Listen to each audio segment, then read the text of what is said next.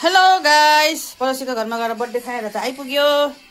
अब मैले घरमा बनाउनेछु छोरा बुहारी नाति छोरा बुहारी छोरी बुढाको फरमाइस छ। हेर्नुहोस्, यहाँ हाँसको मासु बनाउनु अरे, मैले टेस्टी गरेर बनाउँछु अरे।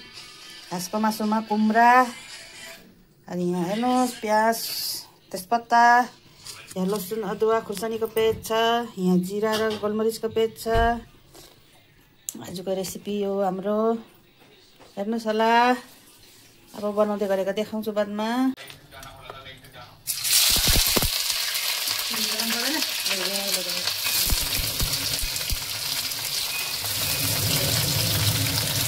प्याज हाल्यो,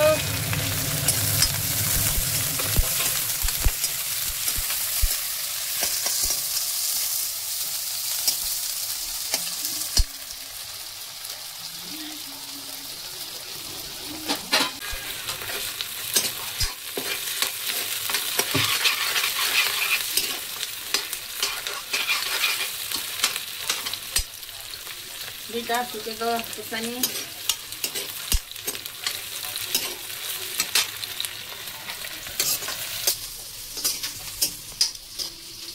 अब छोरा छोरी बुहारी बुढाको खुसीमा मेरो खुसी छ। उनीहरूलाई जस्तो खानु लाग्यो भने त्यस्तो बनाएर मिलाउनु पर्यो। आमा भएको फर्ज त्यही हो।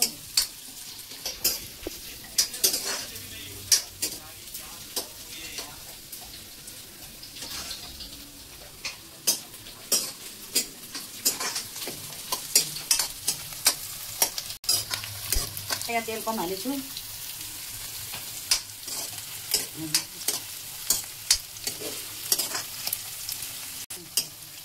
मासुमा तेल कम्ती हालेछु।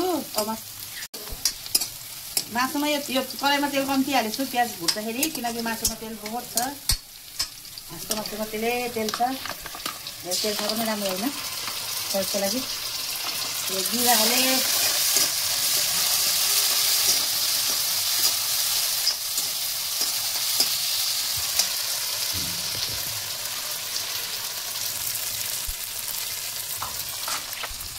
यो लसुन अदुवा खुर्सानीको पेस्ट,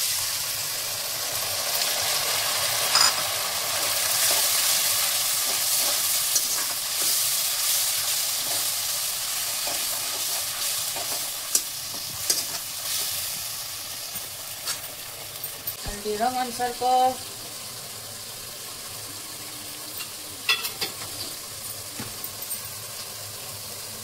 स्वाद अनुसारको,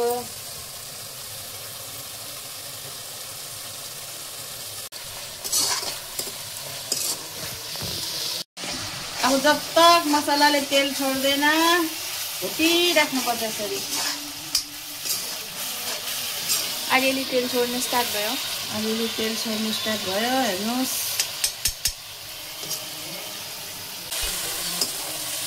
हेर्नु सक्नुहुन्छ मसलाले तेल छोड्नु थाल्यो।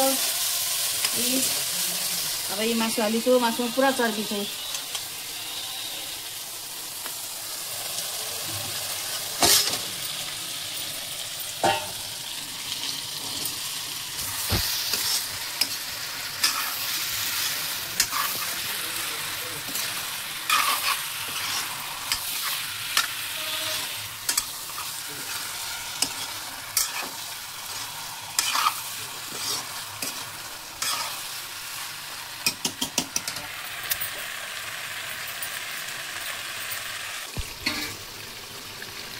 Ano kubindo?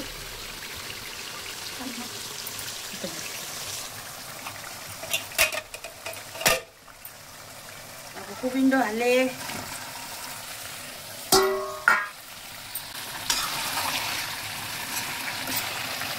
पुरा मासुले तेल छोडेको छ यसरी। अब कुबिन्डो हाल्यो भने सब यो मासुको तेल कुबिन्डोमा घुस्छ। सबै घुसेर मासुभन्दा टेस्टी हुन्छ कुबिन्डो भाज्नु।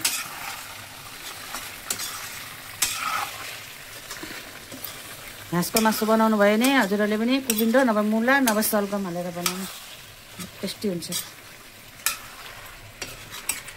सब्जी पाकेर तयार भयो। हेर्नुहोस्, अब माथिबाट धनियाँ लगाइदिने हो यसरी।